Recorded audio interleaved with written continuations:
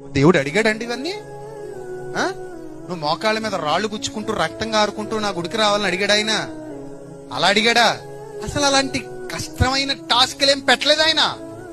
అందుకే అన్నాడు, నా కాడి సులువుగాను నా భారము తేలిగ్గా. నీ హృదయం నాకు ఇయ్యంటే అబ్బాయి అది ఇవ్వమండి, మోకాళ్ళ మీద కావాలంటే నడుచుకుని వస్తామండి. నీ హృదయం నాకు ఇవ్వే తల్లి, అది ఇవ్వను, కావాలంటే చెప్పు గుండు కొట్టించుకుంటాను వచ్చి. నీ చుండ్రు పేలు నాకెందుకు తల్లి ఆయన అంటాడు.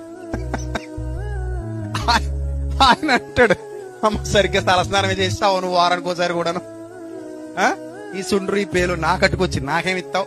ఆ తలెంటుకులు అంటుంది ఆవిడికి ఇచ్చేయి, డబ్బులన్నీ ఇస్తుంది. ఆ పొద్దు తల్లి అని ఆయన అంటాడు. ఆయన అడిగేదేమో ఆయనకి ఇవ్వం, ఆయన అడగంది మాత్రం ఏం చేస్తాం? ఇచ్చేస్తాం. నీ మోకాళ్ళ మీద నడిచి మేరీమాత గుడికి వెళ్ళడం ఏంది? గౌరీపట్నం కొండకెళ్ళి గుండు చేసుకుని రావడం ఏంది?